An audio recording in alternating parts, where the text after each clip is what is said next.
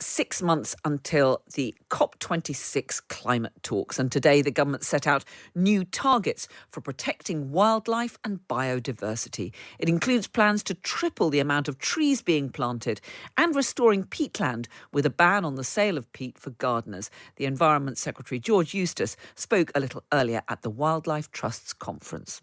The 2030 target goes hand in hand with other actions to create real global change for our environment. This includes playing a leading role in developing a far-reaching and transformative framework for biodiversity to be adopted at CBD COP15 and driving forward the Leaders' Pledge for Nature to protect 30% of land and sea by 2030. Well, that was the Environment Secretary George Eustice speaking a little earlier, but we have had reports this week of UK plastic waste being collected for recycling but ending up illegally dumped and burned in Turkey.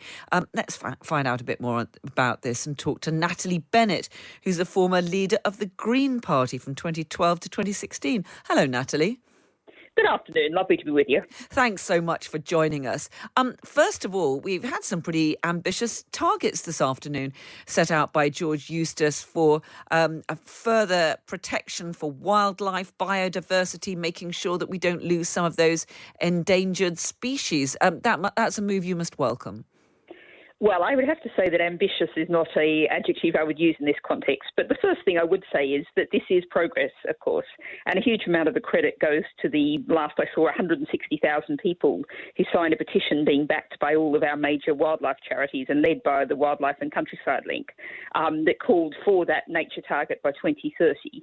And as the Countryside Link has said in response, this is great to see this campaigning working, but it's important that the legal detail is tight and it's all evidence-based targets.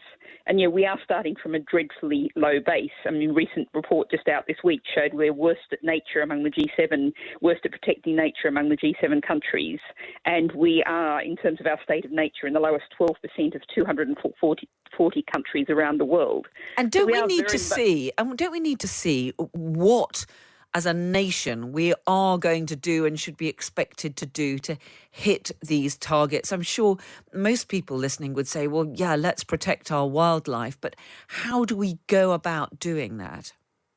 Well, I think one of the things that we have to do is make sure that we don't destroy what we have now. And that's one of the crucial things. And that's what we have to think about in terms of planning policy, in terms of transport policy. But what we also have to realise is this is not something we're doing to the other out there. I mean, 77% of people during the COVID pandemic have said that visiting nature improved their health and happiness and well-being. So, what we're doing is we're doing this for nature, but we're also very much doing this for our own well-being, for the own state of our societies. And that means, obviously we're talking about, our national parks. I mean, I'm speaking to you from Sheffield, where the Peak District, I'm afraid, is a heather and ryegrass desert, utterly lacking in bird life, utterly lacking in wildlife. But, we're also talking about pocket parks in the cities. Let's make sure everyone has, within an easy walk of their home, somewhere where they can get into a bit of natural space, a bit of wildflowers. We're seeing a real move against, mowing lawns and moving towards more wildflower meadows. But Natalie, you're talking there about, the Peak District. Lots of people love visiting the Peak District and say, well, it's a beautiful part of the world. I mean, what's gone wrong there?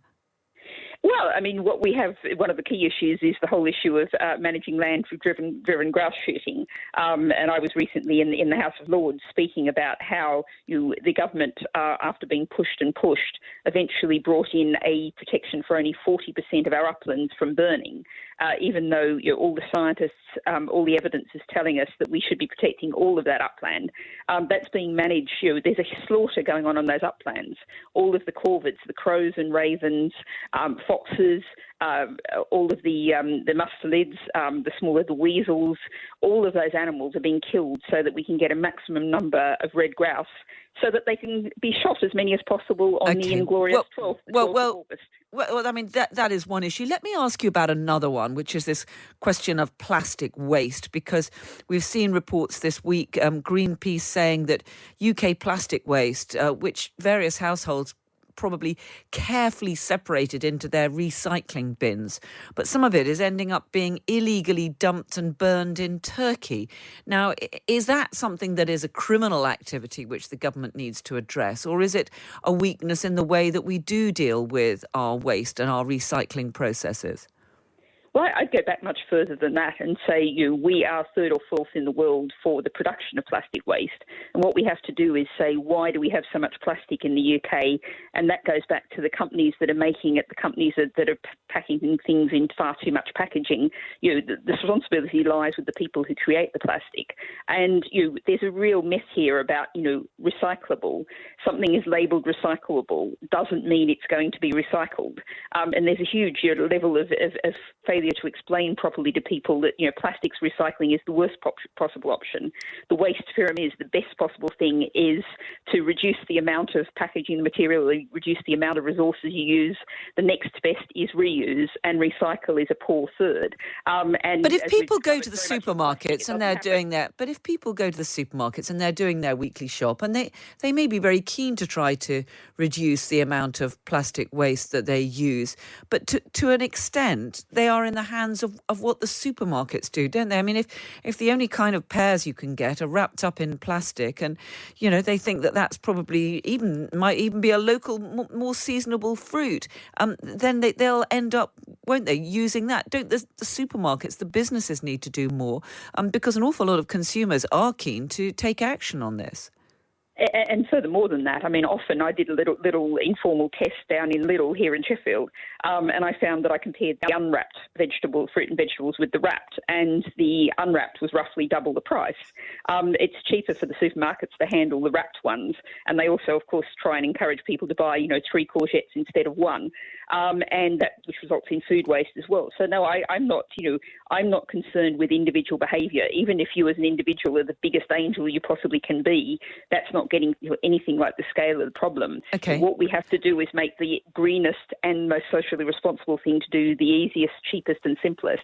And what about this next big row that's coming up? We know that Liz Truss, the International Trade Secretary, is trying to strike a deal with Australia, a free trade deal that would offer tariff-free access to UK food markets. But a lot of farmers are very worried about cheap imports coming into the country. Would you support a free trade agreement with Australia? Well, certainly not under those circumstances. And, some people may have picked up where my accent comes from originally. That's where I was born and grew up, and I did an agricultural science degree at Sydney University in Australia. Australian farming is immensely destructive. It's not so much farming the land as mining it. And there's very large issues of animal welfare in Australian farming. And, I think the British farmers are absolutely right to be worried and concerned. And what we need to do in terms of our food production, for food security, for environmental reasons, we need to be ensuring that we're supporting our farmers, growing much more, particularly of our fruit and vegetables here in the UK, small independent farms, cooperatives, a ring of market gardens around every town and city. These are the kind of things we need to move towards for food security, for environmental reasons and for health reasons. Natalie Bennett, former leader of the Green Party, thank you very much for joining us this afternoon here.